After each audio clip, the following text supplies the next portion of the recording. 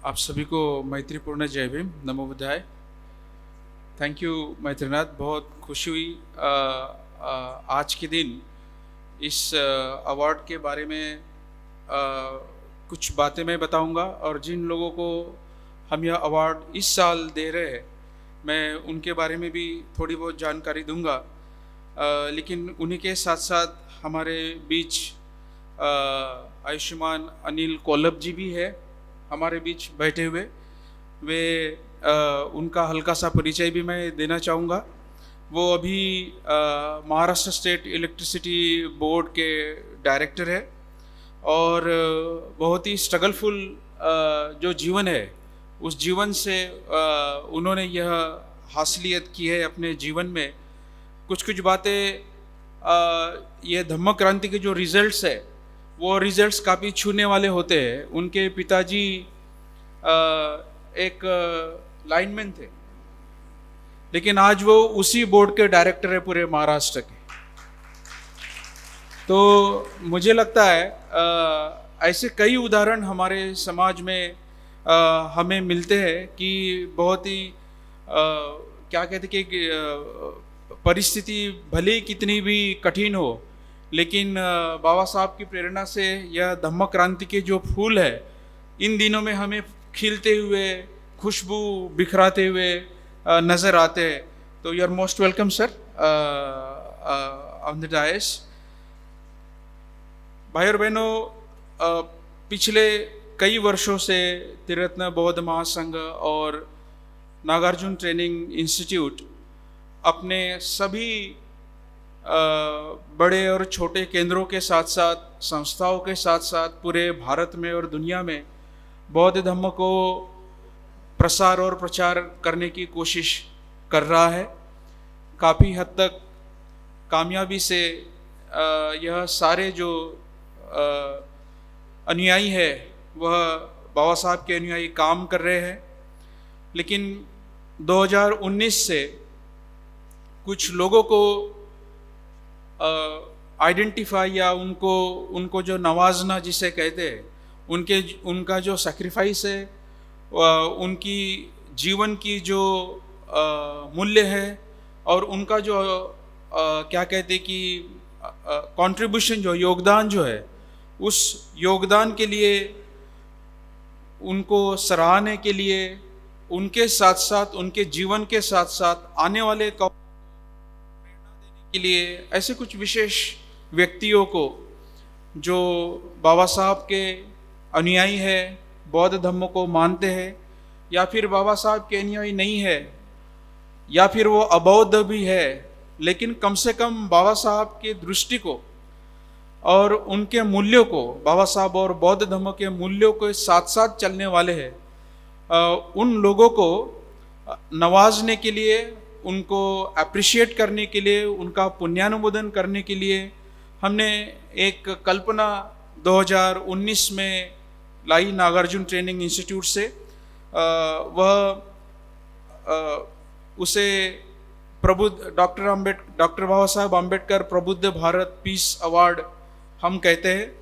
और यह अवार्ड हम उन लोगों को देते हैं जिन लोगों ने, जैसा कि मैंने बताया, पूरे जीवन में अपना योगदान एक मानवता के लिए किया हो।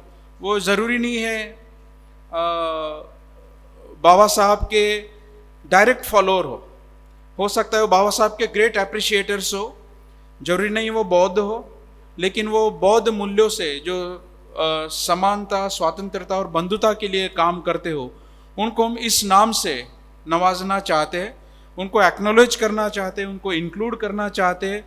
वो जो ह्यूमन सॉलिडरिटी जिसे हम कहते हैं, मानवीय एकता के लिए जो काम कर रहे हैं, without any discrimination, rather fighting against discrimination around the world, उन सब लोगों को नवाजने का यह अवार्ड काम करता है। 2019 में इसी पटांगन में एक बहुत बड़ा भव्य ऐसा कार्यक्रम हुआ था, पैंडेमिक के पहले, महामारी के पहले। वहाँ पे हमने आयुष्मान काशी कृष्णा जी को यह हमने अवार्ड दिया था। वो यहाँ थे दुर्भाग्य से कैंसर के कारण अभी वो हमारे बीच नहीं रहे, लेकिन उनका योगदान बाबा साहब के आंदोलन को दलित पैंथर से लेके 70 के दशक से लेके 2019 तक उन्होंने अविरत वह कार्य किया है। उसके पश्चात हमने उसी साल मल्लेपल्ली लक्ष्मिया जी, जिन्होंने दलित सप्लान को एक आंदोलन बनाकर उसको कायदे में तब्दील किया तेलंगाना स्टेट में, वे बुद्धवनम प्रोजेक्ट के एक स्पेशल ऑफिसर है, उन्हीं के यानी प्रयासों से एक विश्व का सबसे बड़ा बौद्ध पर्यटक स्थल तेलंगाना स्टेट में, जहां नागार्जुन स्वयं रुके थे, जहां प्रज्ञा पारमिता सूत्र उन्होंने लिखा, वहाँ पे एक बहुत बड़ा वास्तु या एक क्या कह सकते हैं कि पवित्र स्थल उन्होंने निर्माण किया तेलंगाना गवर्नमेंट की मदद से। तो उनको हमने यह अवार्ड दिया। वे स्वयं भी सेंटर फॉर दलित स्टडीज़ एक बहुत बड़ा आंदोलन या इंस्टीट्यूट चलाते हैं। उसके पश्चात प्रोफेसर एस.के. थोरात, जो देश के एक बहुत उच्च अर्थशास्त्रज्ञ है, बहुत बड़ी इकोनॉमिस्ट है। Now he is a professor emeritus to Jawaharlal Nehru university and he is also founder of Indian institute of Dalit studies. तो मुझे लगता है भारत में इतना गहन अभ्यास करने के लिए, रिसर्च करने के लिए कि आपके इकोनॉमिक इंडिकेटर्स क्या है, सोशल इंडिकेटर्स क्या है, आपके समाज में क्या हो रहा है, उनकी पॉलिसीज़ क्या होनी चाहिए, कैसी छात्र और छात्राओं को स्कॉलरशिप दी जाए, रात दिन मेहनत करके सर ने बहुत सारा योगदान समाज को किया है। एक इंस्टीट्यूशन की स्थापना करके अपने लिखान से, अपने व्याख्यानों से और भी अन्य आंदोलनों से। तो हमने प्रोफेसर एस.के. थोरात सर को यह अवार्ड 2019 में दिया था। और उसके पश्चात डॉक्टर राजशेखर उंड्रू, जो बहुत अच्छे लेखक भी है, एक वरिष्ठ ब्यूरोक्रेट है इंडियन एडमिनिस्ट्रेटिव सर्विस में, उनको हमने यह अवार्ड दिया था। 2020 में कोरोना की महामारी के कारण हम यह अवार्ड दे नहीं पाए, क्योंकि सारी दुनिया थोड़ी सी थम गई थी, रुक गई थी। लेकिन 2021 में, जैसे कि मणि धम्म ने जिक्र किया था, वेनरेबल भिक्खु बोधि, जिनके ट्रांसलेशन के सिवाय कोई भी बुद्धिस्ट स्टडीज़ का डिपार्टमेंट दुनिया के यूनिवर्सिटी में पूरा नहीं हो सकता। उनका जो काम है लिटरेचर में, ट्रांसलेशन में, और उसके साथ साथ जब वे बाबा साहब के आंदोलन के संपर्क में आए तो वे स्वयं नागलोक में आए। उन्होंने 2 सेमिनार यहाँ दिए। I don't know if you visited Dapodi और पुणे सेंटर्स, लेकिन वो यहाँ आए और बाबा साहब के बारे में उन्होंने बहुत व्याख्यान, सारनाथ में, तिबेटन हायर इंस्टीट्यूट स्टडीज़ में, उसके साथ साथ हैदराबाद की महाबोधि सोसाइटी में उन्होंने बाबा साहब का जिक्र ज़रूर किया है। तो इन महान स्कॉलर्स या जो क्या कह सकते हैं कि जो ऐसे महान भिक्षु है, उन भिक्षुओं को हमने इस अवार्ड से नवाजा है। भिक्खु बोधि जी को हमने 2021 में यह अवार्ड दिया। उसके पश्चात गेलामवट जी को, जो बाबा साहब और फुले अम्बेडकरी चळवळ में जिन्होंने बहुत सारा योगदान किया है, वे Indian institute of Dalit studies से भी जुड़ी हुई थी कुछ सालों तक। लेकिन अवार्ड हमने जब डिक्लेयर किया तो उनकी तबीयत काफ़ी ख़राब हो गई थी। तो भारत पाटनकर जी, जो उनके यानी पति है, वो यहाँ आके उन्होंने वह अवार्ड स्वीकारा था, तो वो अवार्ड हमने उनको दिया। किम बहन, जो ग्लोबल बुद्धिस्ट फाउंडेशन में बहुत सारा अफ्रीका, नेपाल, इंडिया, विशेषतः महिलाओं के लिए वह काम करती है, उनको हमने यह दिया। और उसके साथ साथ जो यलार बाली है, जो भगवान दास जी के ज़माने से उन्होंने स्वयं बाबा साहब के साथ भी काम किया, लेकिन वो तब काफ़ी युवा थे और उनकी बहुत सारी कहानियाँ बाबा साहब के बारे में प्रचलित है, जो वो बताते हैं। लेकिन उनका जो बाबा साहब के या अम्बेडकरी साहित्य में जो उनका योगदान है, वो यानी काबिल तारीफ़ है। तो एल.आर. बाली जी को हमने यह अवार्ड दिया। उन्होंने ऑनलाइन अपना इंटरव्यू भी हमें भेजा था, जो हमने ऑनलाइन लास्ट ईयर टेलीकास्ट किया था। और भीम पत्रिका नाम की जो मैगज़ीन वो चलाते थे, तब व्हाट्सएप या ऑनलाइन ऐसे कोई मीडिया नहीं थे। पोस्ट कार्ड से उन्होंने आंदोलन चलाया जो 15 पैसे में मिलता था। वहाँ से जो बाबा साहब के जो बहुत सारे ऐसे दस्तावेज थे, अनपब्लिश लेटर्स थे, अनपब्लिश राइटिंग्स थी, या बुद्ध एंड हिज धम्मा का जो प्रीफेस था वो 57 में पब्लिश हुआ, लेकिन तब वो प्रीफेस छपा नहीं था, वो उनके पास था। उन्होंने उसके बाद अपना जो संस्करण निकाला, उस संस्करण में कुछ महत्वपूर्ण बातें बाबा साहब ने कही, जो आज ताइवान से जो आपको फ्री डिस्ट्रीब्यूशन में प्रीफेस मिलता है, वो वहाँ ट्रांसलेट यानी हिंदी में उन्होंने ट्रांसलेट किया था, वो उन्होंने उनको दिया, जो आज आप लोग पढ़ रहे होंगे। कल अगर आप कॉन्फ्रेंसेस में आओगे तो ऐसे कुछ खजीने बाबा साहब के राइटिंग से हमें और भी पेश होंगे। तो वो अवार्ड हमने एल.आर. बाली जी उनको दिया। इस साल नागार्जुन ट्रेनिंग इंस्टीट्यूट को बेहद खुशी हो रही है, त्रिरत्न बौद्ध महासंघ को बेहद खुशी हो रही है, सभी इससे जुड़े हुए आम्बेडकरी आंदोलन के जो कार्यकर्ता होंगे, मुझे विश्वास है उन सब लोगों को काफ़ी खुशी हो रही होगी कि इस साल इन दो व्यक्तियों को हमने चुना है, जिनको हम यह डॉक्टर बाबा साहब आम्बेडकर प्रबुद्ध भारत पीस अवार्ड हम देने जा रहे हैं। उनका जो पहला नाम है मैं यहाँ अभी डिक्लेयर करना चाहूँगा, डॉक्टर अन्नाभाऊ हरी साळुंखे जी।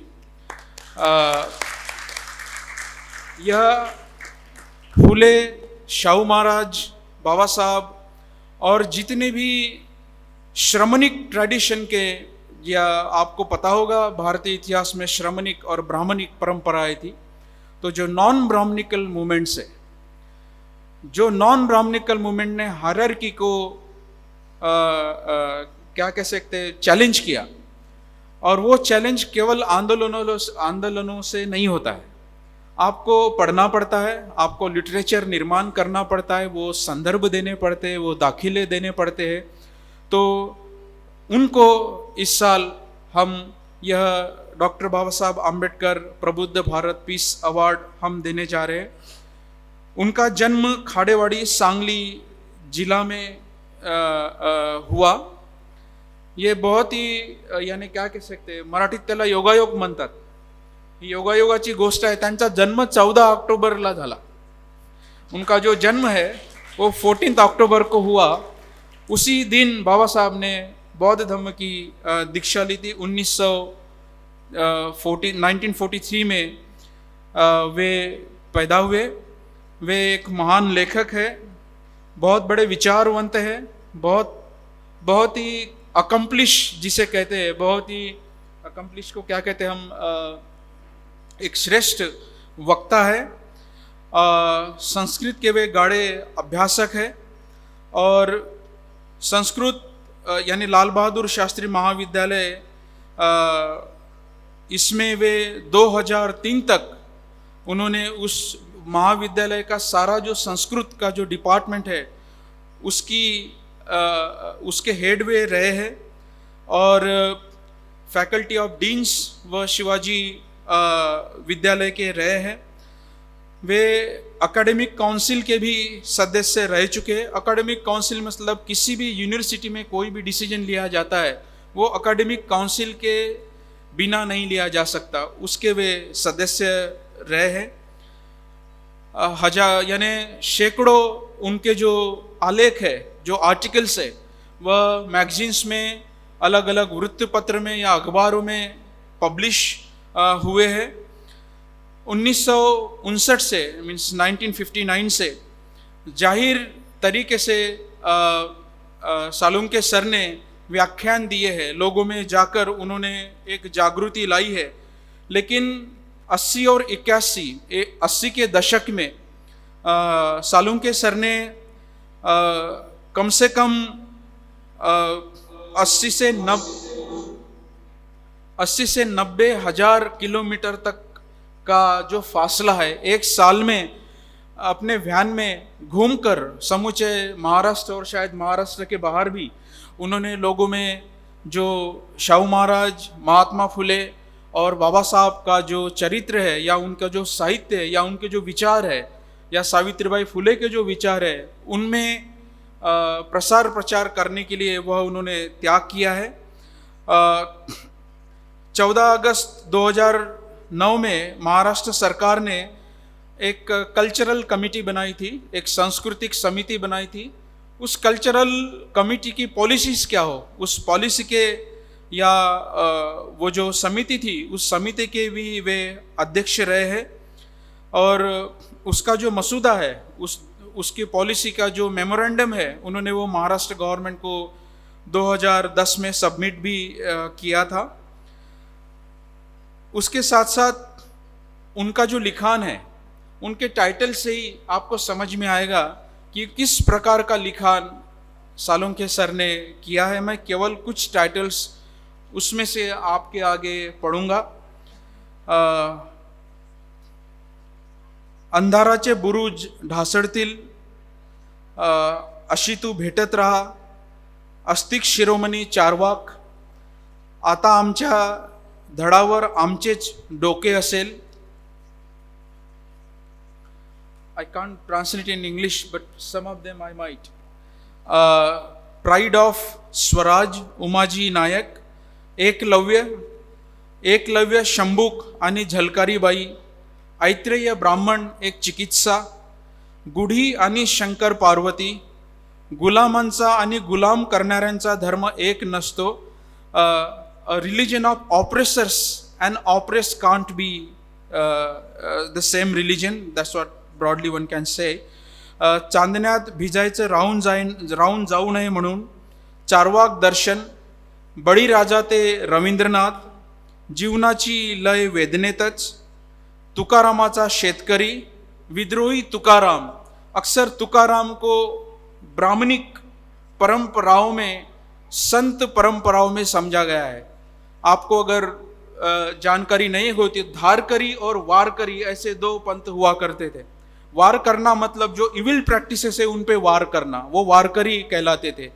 धारकरी मतलब एक ब्राह्मणिक परंपरा थी जो वर्ण व्यवस्था को मानती थी, लेकिन उसका भी सम्मेलन या अमेलगमेशन सेंट ट्रेडिशन में हुआ है. इसलिए सालोंके सर ने जो टाइटल में ही उनको विद्रोही तुकाराम बोला है. तो यह उनकी सोच है, किसी भी टाइटल के पीछे हमने पढ़ना चाहिए ये सब साहित्य. विद्रोही तुकाराम समीक्षेची समीक्षा, क्योंकि जब उन्होंने यह ग्रंथ लिखा था तो बहुत सारे कटाक्ष सालोंके सर के ऊपर आए थे, तो उसकी समीक्षा भी उनको लिखनी पड़ी. जो लोगों ने उनके ऊपर आघात किया, साहित्यिक आघात किया, उनको जवाब देने के लिए उनको और एक किताब लिखनी पड़ी. संत तुकारामांचे अभंग शतक, तुझ्यासह तुझ्या विना, तुळशीचे लग्न एक समीक्षा, धर्म की धर्माच्या पलीकडे, ना गुलाम ना उदाम, परशुराम जोडण्याचे प्रतीक की तोडण्याचे, परिवर्तन शास्त्रही कलाही, पुरंदरेची इतिहासद्रोहावर बखर, बडीवंश, बहुजनांसाठी जीवनवादी सुभाषिते, तथागत बुद्ध आणि संत तुकाराम. वेस्टर्न महाराष्ट्र के बुद्धिस्ट केव्स में आपको पता होगा तुकाराम महाराज जाया करते थे. आपुलाची वाद अपनाशी, वह बुद्धिस्ट केव्स से आया हुआ उनका अभंग है. ये गे लॉम्वेट ने सिद्ध किया. और गे लॉम्वेट ने यह भी खोज के निकाला कि संत तुकाराम के अभंगों में बुद्ध अवतार ऐसा शब्द आता है. बुद्ध अवतार उनके अभंगों में शब्द आता है, यानी वो बुद्ध के कितने करीब थे, यह सालोंके सर ने यहाँ एक संशोधन करके बताने की कोशिश की है. बुद्ध स्तोत्र आणि सर्वोत्तम भूमिपत्र गौतम बुद्ध, शिवन सांग के ऊपर भी उन्होंने एक किताब लिखी. उसके एक्नॉलेजमेंट में धम्माचार्य रुताई जी का भी उन्होंने जिक्र किया, वो यहीं बैठे हुए हैं. तो और सर्वोत्तम भूमिपुत्र आक्षेप, कुछ लोगों ने उसके ऊपर टीका की कि बुद्ध का उन्होंने सही से न्याय नहीं किया. तो उसके लिए भी सर को किताब लिखकर वो केवल बैठे नहीं, लोगों में जाकर उन्होंने व्याख्यान देकर, संवाद देकर उन्होंने उसे हमेशा ही जवाब दिए हैं। मैं कुछ शुरुआत की लाइनें सर्वोत्तम भूमिपुत्र उससे पढ़ना चाहूँगा कि उनकी शुरुआत ही कैसी है। मराठी जिन लोगों को आती होगी उनको समझ में आएगा कि बुद्ध के प्रति उनका प्यार कितना गहरा है। लहान मुलाला आईविषयी ज्या स्वाभाविक रीतीने उत्कट ओढ आणि माया असते, त्याच स्वाभाविक रीतीने गेली 2500 वर्ष आणि त्या वर्षाहूनही अधिक अब्जावधी लोक गौतम बुद्धाकडे आकृष्ट होत आले आहेत. This is a opening line of that book. तथागताच्या पाठीमागे हजारो योजने चालायचे आहे आणि मी तर आता कुठे एकच पाऊल उचललेला आहे. यानी उनकी ये नम्रता है. इतना बड़ा महान स्कॉलर या विद्वान होने के पश्चात उनकी जो नम्रता है, उनके पर्सनल संपर्क में मेरे से जुड़े हुए बहुत सारे मेरे भाई बहन लोग यहाँ है. जब आप उनसे संवाद करोगे तर जसं आईचं हृदय असते त्या हृदयाशीच ते आपल्याशी हितगुज करतात, त्या भावनेनेच ते इतरांशी बोलतात आणि कुठलाही अहंकार नाही. बुद्धा फेस्टिवलमध्ये ते एकदा आले होते. आता पूर्ण ते काय बोलले ते माझ्या लक्षात नाही, पण एक वाक्य माझ्या लक्षात राहिलं. त्यांचा संदेश हा होता, बुद्धांच्या एका मूर्तीला पाहून किंवा एका मुद्रेला पाहून भांडू नका, यानी आप आपस में लड़ो मत. तो जब कभी कोई भी व्यक्ति एक ऐसे पड़ाव में आता है, जैसे भदंत, आर्य नागार्जुन, सुरेश ससाई है या सालोंके सर है, हमेशा ये लोग आंदोलन को आगे कैसा बढ़े यह देखना चाहते हैं. तो यह अवार्ड स्वीकारने के लिए हमारे बीच उनके पुत्र राकेश जी यहाँ आए हुए हैं. उनका स्वागत हमने किया, लेकिन मैं औपचारिक तौर से मैं उनको यहाँ बुलाना चाहूँगा और इस अवार्ड को उनके बिहाफ या उनके द्वारा वो स्वीकारें. और राकेश जी को मैं विनती करूँगा कि आप आगे आए. लोकमित्र behalf of the institute, I would like him to offer this award and chairman Vivek Ratna ji.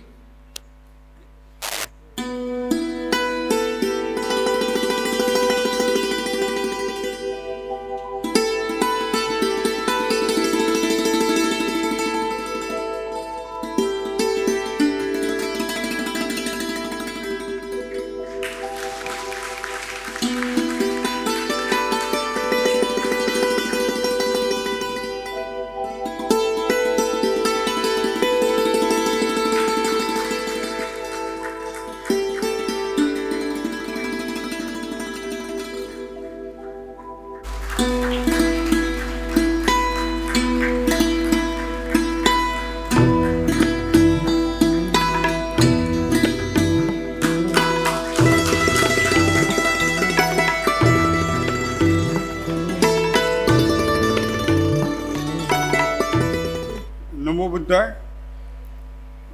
उपस्थित मान्यवर, मी माझे वडील आह साळुंखे यांच्या वतीने हा पुरस्कार स्वीकारत आहे आणि आपले सर्वांचे धन्यवाद देत आहे. मी पहिल्यांदाच खरं नागपूरला आलो आहे. दरवर्षी यावे असं इच्छा असते, परंतु या भागात मला येता आलं नव्हतं. तर यावेळी मला मी रिलेटेड आहे TBMशी. बरेच माझे मित्र आहेत, कित्येक अशा TBMशी रिलेटेड लोक आहेत की त्यांचं जीवन बदलून गेले, असे पण मित्र आहेत. पण TBMच्या भाज्या सेंटरला पण मी गेलो आहे, पण नागलोकला येण्याचा माझा पहिलाच प्रसंग आहे. मला सर्वांनी आला इथं वडिलांना सन्मानित केलं, त्याबद्दल धन्यवाद. जय भीम.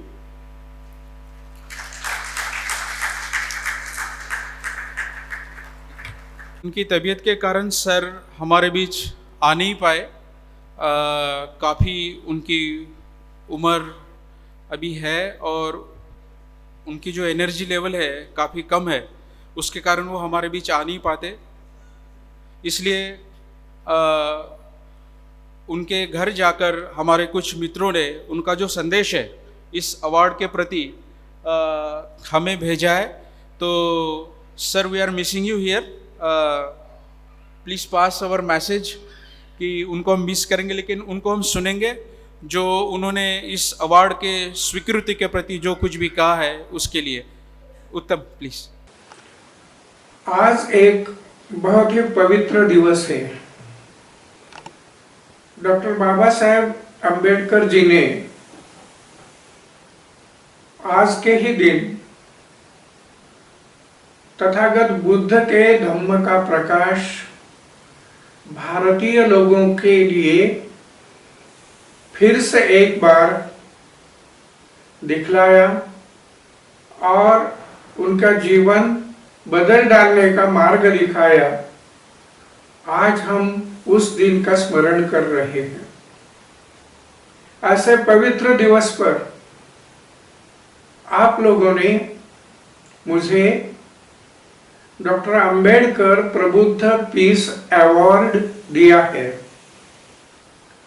मैं बड़ी विनम्रता के और कृतज्ञता के साथ इस अवार्ड का स्वीकार करता हूँ, लेकिन मेरे मन में ये भावना पूरी तरह से पक्की है कि ये अवार्ड एक व्यक्तिगत स्वरूप में मुझे नहीं दिया जा रहा है, बल्कि एक भूमिका के लिए, एक विचारधारा के लिए, धम्म के लिए और संविधान के लिए दिया जा रहा है। और एक दृष्टि से इस अवार्ड के कारण गौरव मिलता है, लेकिन उसके साथ साथ बहुत बड़ी जिम्मेदारी भी आती है, क्योंकि हमारे देश में हजारों जातियां हैं, अनेक भाषाएं हैं, हर एक प्रदेश में अलग अलग सांस्कृतिक समुच्चय दिखाई देता है, और फिर भी हम सब भारतीय हैं। हम मानवता के विभिन्न अंग हैं और इसलिए हमें एक दूसरे को समझ लेना चाहिए, एक दूसरे के साथ संवाद रखना चाहिए, एक दूसरे की स्वतंत्रता का आदर करना चाहिए। कितने भी मतभेद हो, कितने भी अलग अलग विचार हो, फिर भी हमें एक दूसरे का आदर करना चाहिए। बुद्ध इसी प्रकार का धम्म का उपदेश करते थे और डॉक्टर बाबा साहेब अम्बेडकर जी ने संविधान में यही स्वतंत्रता और समता सब लोगों के लिए दी हुई है। तो ऐसे समाज में हमें काम करना है।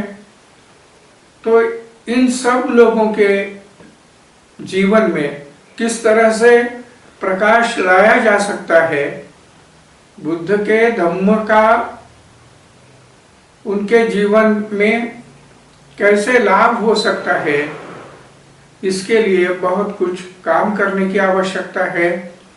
और आवश्यकता इस बात की है कि हम सब एकजुट होकर काम करें। अलग अलग संस्थाओं में होते हुए भी हम दो बातों में पूरा विश्वास रखकर काम करें।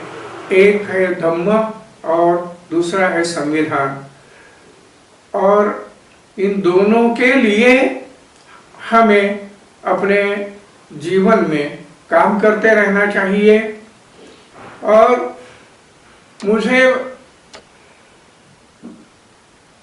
बहुत खुशी है कि हमारी जो नागलोक संस्था है, ये संस्था इसी दृष्टि से काम करती है। मेरा इस संस्था के साथ सालों का संबंध है।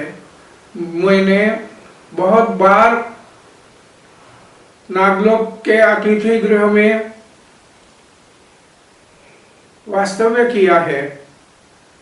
वहाँ जो छात्र देश भर से धम्म पढ़ने के लिए आते हैं, उनके साथ मैंने संवाद किया है, विचारों की लेन देन की है, उन्हें समझने की कोशिश की है। उनके प्रदेश में धम्म का क्या स्वरूप है, संस्कृति का क्या स्वरूप है, ये जानने की कोशिश की है। और मेरे लिए ये बड़े खुशी की बात रही है कि मुझे वहाँ रहने का आनंद मिला है। आज वहाँ बहुत ही बड़े बड़े विद्वान उपस्थित होंगे, श्रोताओं में भी धम्म जानने वाले लोग होंगे और वक्ताओं में तो होंगे ही होंगे। लेकिन मुझे इस बात का बहुत खेद है कि मैं आज मेरे स्वास्थ्य अच्छा नहीं होने के कारण मैं वहाँ उपस्थित नहीं रह सका हूँ। मुझे बहुत खुशी होती अगर मैं वहाँ खुद उपस्थित रहकर इस अवार्ड का स्वीकार करता, लेकिन ये हो नहीं सकता। इसलिए मेरे प्रतिनिधि के रूप में मैं किसी को भेज रहा हूँ और मेरी ओर से वे उनका स्वीकार इस अवार्ड का करेंगे। मुझे आपने इस तरह से गौरवान्वित किया है, इसलिए मैं आपको तहे दिल से धन्यवाद देता हूँ। धन्यवाद सर। कभी निश्चित रूप से उनके किताबें और उनका साहित्य हमने पढ़ना चाहिए। एक बार फिर से जोरदार तालियों से हम उनका यानी गौरव करेंगे। उनके अच्छे स्वास्थ्य के लिए, आयु के लिए हम शुभकामनाएं देंगे। और एक समुच्चय बौद्ध और अम्बेडकरी जो समाज है वो उनके साथ है। ऐसी शुभकामनाएं देते हुए शायद सुरेश ससाई जी आ गए हैं, तो मैं रुकूंगा यहाँ पर। पहले उनकी तबीयत के कारण मैं चाहूँगा कि हम सब लोग उनका यहाँ स्वागत करेंगे और उनके पुरस्कार का जो समारोह है मैं आगे बढ़ाऊंगा।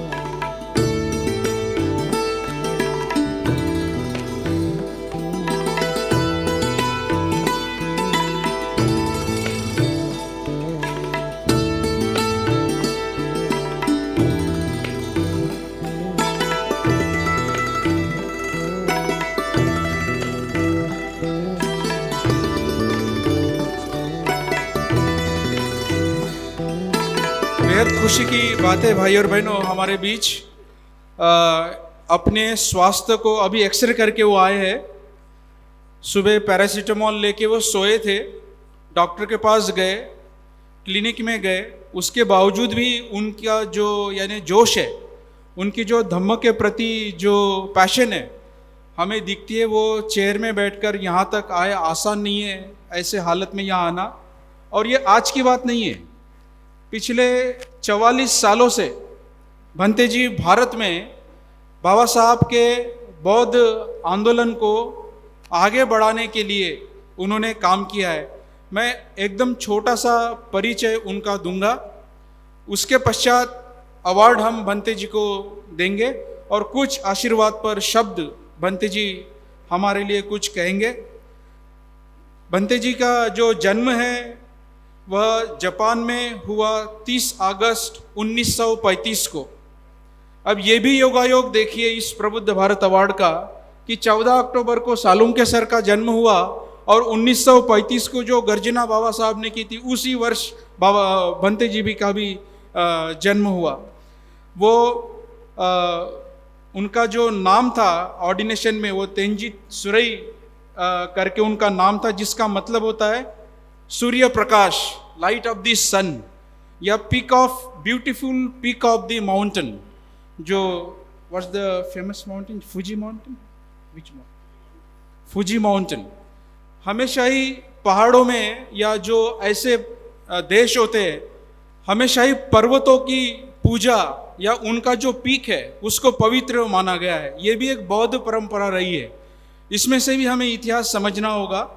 तो शेंगेन स्कूल से वो पहले ऑर्डेन हुए थे। 1955 में भंते जी ने एक संघ ज्वाइन किया। उसके बाद भारत में वो 1966 में भंते जी भारत में आए, और राजगीर में जो पीस पगोड़ा जो बनाया गया उसमें उनका बहुत बड़ा योगदान रहा। तब तक उनको बाबा साहब के बारे में ज़्यादा जानकारी नहीं थी, लेकिन उसके पश्चात उनके जो गुरुजी है, उन्होंने उनको कहा कि आप नागपुर जाइए, गो टू नागपुर। वो नागपुर आए, और नागपुर में वे एक वामन राव गोडबोले जी, जो बाबा साहब के बहुत ही करीबी अनुयायी थे, जिन्होंने धम्म क्रांति या कन्वर्जन का जो प्रोग्राम था, धम्म चक्र प्रवर्तन का जो पहला प्रोग्राम था, उसको उन्होंने ऑर्गेनाइज किया था। उनके घर में उन्होंने बाबा साहब का पहला फोटो देखा। उस फोटो को देखकर ही उन्हें लगा कि ये एक आधुनिक बुद्ध है या आधुनिक नागार्जुन है, और उनके सपने में ऐसा उनको वो मैसेज आया। इतना बड़ा संपर्क पहले ही बार किसी भंते जी को भारत में आना अपने आप में एक बहुत बड़ी बात है। इसके लिए वे काबिले तारीफ है, और आपने तालियां बजाना चाहिए। मुझे कहने की ज़रूरत इसलिए नहीं है कि यहाँ नेपाल से, ताइवान से, जापान से, थाईलैंड से, इंग्लैंड से, अमेरिका से लोग बाबा साहब को नवाजते हैं। सारी दुनिया नागपुर के तरफ देखती है और नागपुर कहीं और देखता है। यह मेरा दुख है। इसलिए नागपूर के लोगों की बहुत बड़ी जिम्मेदारी है, पण तुमची जबाबदारी मोठी आहे, असंच बाबासाहेब इथे बोलले होते। तो वह सपना भंते सुरई ससाई जी को यहाँ आया, और 1987 में चूंकि उनका वीज़ा एक्सपायर हो गया था, वो यहाँ ज़्यादा देर रुके, तो उनके ऊपर आक्षेप आए। लेकिन चूंकि उनका प्यार भारत के प्रति इतना गहरा था, गवर्नमेंट को उनको यहाँ सिटीजनशिप देनी पड़ी, और उन्होंने 55 साल से, मैं कल ही भंते जी को मिला, मैंने कहा भंते जी को कि भंते जी आप जापान कब गए थे? भंते जी ने मुझे कहा मैं 55 साल हो गए जापान छोड़ दिया हूँ, अब यही मेरा जापान है। यहीं पे उन्होंने अपना सारा जीवन दिया। वैसे तो वो 2000 यानी 44 सालों से यहाँ है। यहाँ की सिटीजनशिप उन्होंने ली। 2003 से 2006 में वो माइनॉरिटी कमीशन के मेंबर रहे हैं। तब मैं जेएनयू में पढ़ता था, और भंते जी के फ्लैट में जाके बहुत सारे उनके रिपोर्ट्स मैंने हिंदी से या मराठी से अंग्रेजी में ट्रांसलेट किए। यहाँ के उत्खनन के बारे में जो आर्कियोलॉजिकल रिकॉर्ड्स थे, बहुत सारी पुलिस केसेस वहाँ थी। ये सारा दस्तावेज भंते जी को कल्चरल मिनिस्ट्री में देना पड़ता था, ये प्रूव करने के लिए कि ये कैसा बौद्ध पवित्र स्थल है। तो अगर आप इतिहास भूलोगे तो आप इतिहास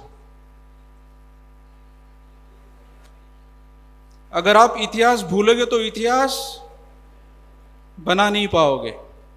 वो इतिहास भंते जी ने आर्कियोलॉजिकल फाइंडिंग से और बाबा साहब के आंदोलन से यहाँ उन्होंने बनाया।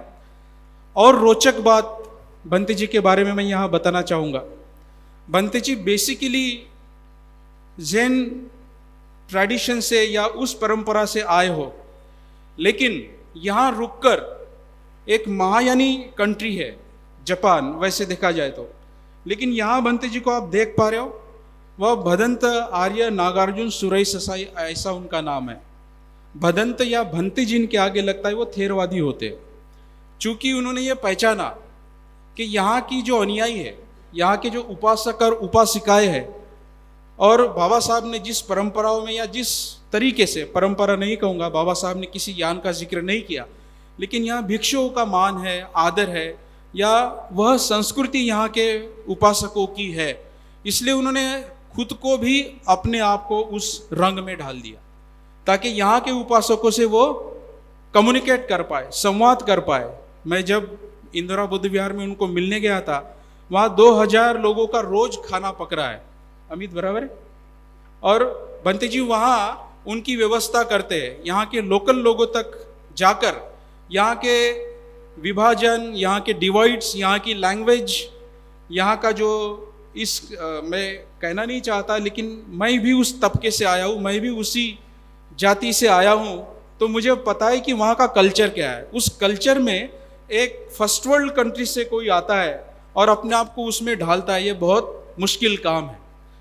लग्जरियस मूवमेंट करना, मिडिल क्लास मूवमेंट करना आसान है, ग्राउंड लेवल पे जाकर लोगों की गरीबी को देखना, उनको पढ़ाने के लिए जापान भेजना, उसके लिए पैसा इकट्ठा करना, उन वहाँ के जो आदतें हैं उन आदतों को सुधारना, यह सारा जीवन भंते जी ने दिया है। महाबोधि सोसाइटी जो यानी महंतों के हाथ में थी, उस आंदोलन में बाबा साहब भंते जी का बहुत बड़ा योगदान रहा है। वो महाबोधि मुक्ति आंदोलन में मैं खुद बिहार में कई बार उनके साथ था, और महाराष्ट्र और बिहार में बहुत फ़र्क है। वहाँ के कल्चर, सोसाइटी जो यानी वहाँ की जो एरोगेंसी है, वहाँ पे जो क्या कहते हैं, जो मैं ये नहीं कह रहा हूँ कि बिहार बहुत सुंदर स्टेट है, लेकिन हर समाज में फ़र्क होता है। वहाँ पे जहाँ पे बौद्ध धर्म नहीं है या बाबा साहब के बारे में लोग जानते नहीं है, वहाँ पे भंते जी ने वह आंदोलन बड़े पैमाने पे चलाया। हुसैन सागर हैदराबाद में जब बुद्ध की मूर्ति गिर गई थी, उस हैदराबाद में, तब मैं जब सुन रहा था तो people are full of his praise in Hyderabad. तो इतना बड़ा जीवन आज भंते जी की आयु, उनका स्वास्थ्य देखते हुए, जो आज उनमें क्षमता है, जो आज वो यहाँ आ चुके हैं, उससे उनकी एनर्जी पता चलती है। दीक्षा भूमि में बहुत सारे कार्यक्रमों में और उसको यानी और अच्छा बनाने में भंते जी ने बहुत बड़ा योगदान किया है। आखिरी बात मैं यह कहूँगा कि University of California, Oxford University, the academic organizations and minority commissions, इन सब में भंते जी के संदर्भ, उनके काम के संदर्भ हमें मिलते हैं। उसके साथ साथ भंते जी ने यहाँ पे जाति व्यवस्था के खिलाफ भी बहुत बड़े आंदोलन किए हैं। तो एक ऑथर ने उनको a monk fighting against the caste dragon ऐसे बोला है।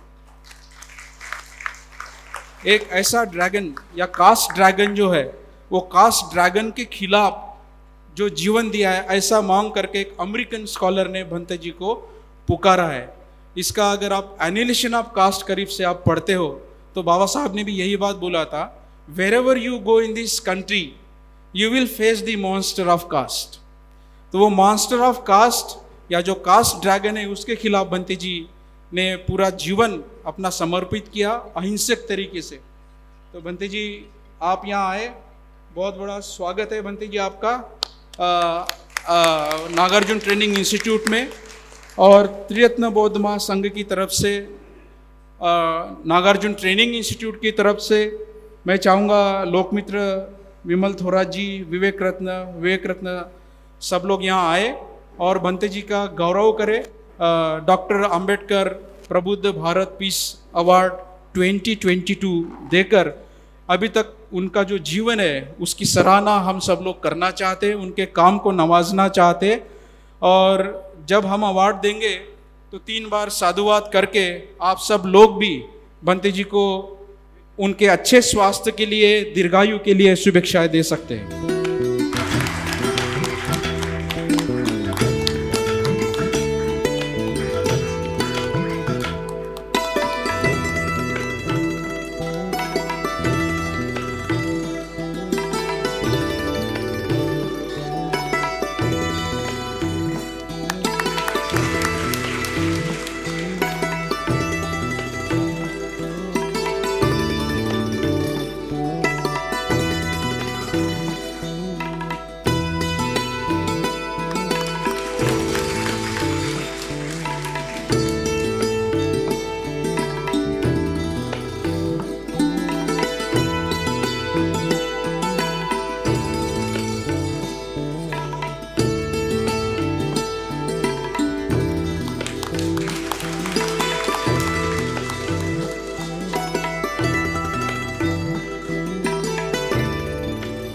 मे पुण्य बोधि ज्ञानस पिसयो होतु इदनो पुण्य भागं सबा सताना माता पितुना आचरियाना विशेषातो दौदा बाबा सा अम्बिदकसा बाजीमा बाजीमा बाजीमा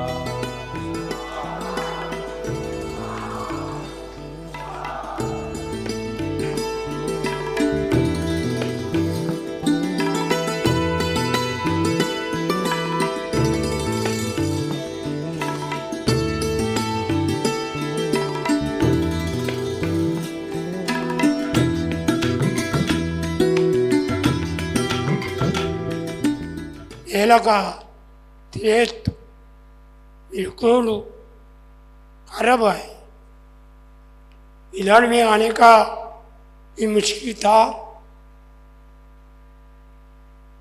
लेकिन आऊँगा बोलने से आना चाहिए। पुरस्कार तो मेरा इतना महात्मा नहीं है, आदमी का आदमी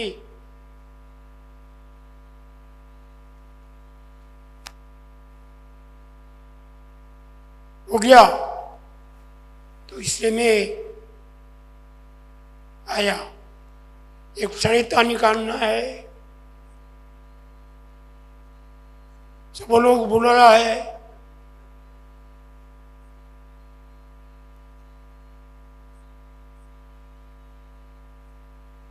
मेरा तबीयत अच्छा होता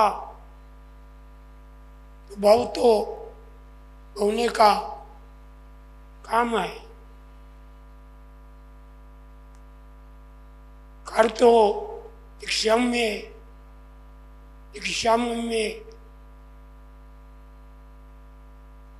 इंटरनेशनल बुद्धिस्ट तो सम्मेलन हुआ, लेकिन बिल्कुल याद नहीं आया कर, बिल्कुल याद नहीं आया कर की बात। सवेरे से शाम को तक को भी याद नहीं है। आज ही डॉक्टरों को बुलाया, एक सरिता निकालना पड़ेगा, बार बार बोल रहा है, लेकिन पहले नागा लोग थे जाऊंगा बोला, इसलिए मैं हिम्मत तो मना कर इधर आया। नागा लोग बहुत अच्छा कार्यक्रम चल रहा है, पूरा भारत से युवार्थी लोगों को एजुकेशन देते, नौकरी भी देते। बहुत अच्छा काम है।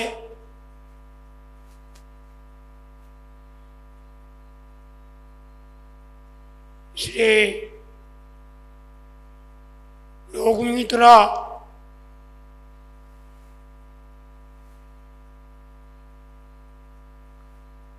सबको धन्यवाद देता हूँ।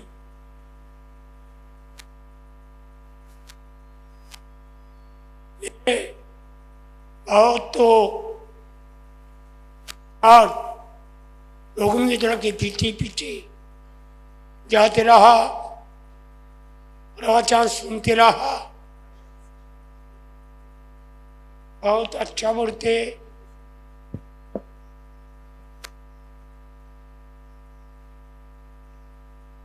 और बाकी नागार्जुना भी है,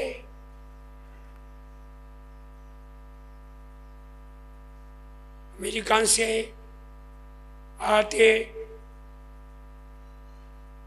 इंग्लैंड से आते,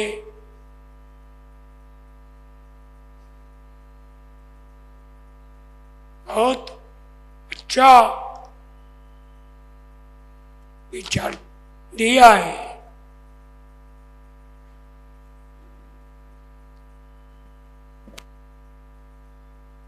इसलिए मेरा समूह नागरिकों को धन्यवाद देता हूँ।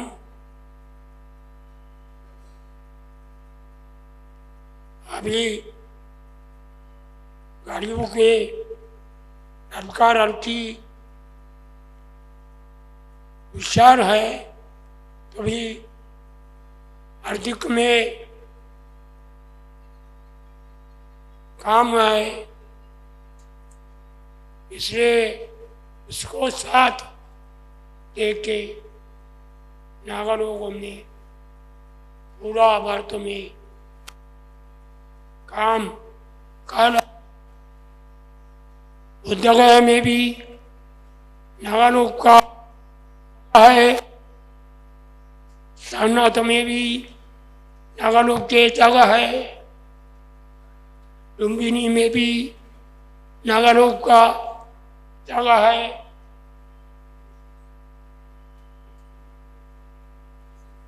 बहुत अच्छा काम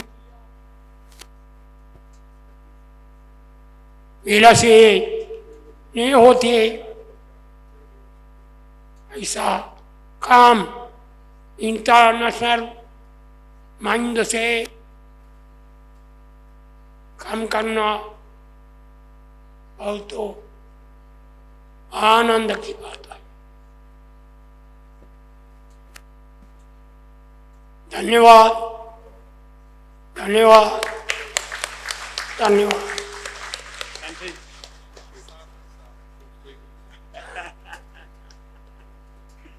My old friend from 1981.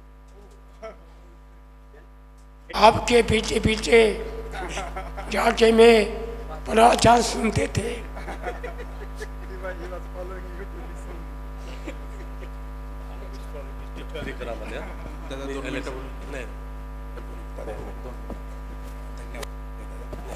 Bhante जी को जाना होगा क्योंकि वो ज़्यादा देर बैठ नहीं पाएंगे,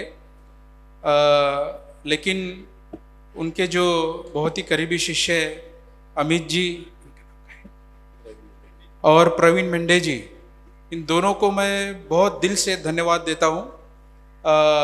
बहुत ही मेहनत से और सुरक्षा से उन्होंने उनको यहाँ लाया और आज यह क्षण एक नागलोक के इतिहास में जरूर जाएगा। उनके जीते हुए उनके अच्छे स्वास्थ्य के लिए, उनके अच्छे कार्य के लिए हम सब लोग मंगल कामना करते हैं, हमारे मन में उनके लिए बहुत बड़ी मैत्री रखते हैं और इन दोनों उनके शिष्यों को भी मैं दिल से धन्यवाद देता हूँ। उनके बगैर भंते जी यहाँ नहीं आ पाते थे और तेज दर्शन ने भी काफ़ी मदद की है कि ताकि भंते जी कम से कम 15 मिनट के लिए इस बुद्ध सूर्य विहार में आ पाए। भंते जी बहुत बहुत धन्यवाद, आपकी लंबी दीर्घायु के लिए हम सब लोग कामना करते हैं। जय भीम भंते जी। अरे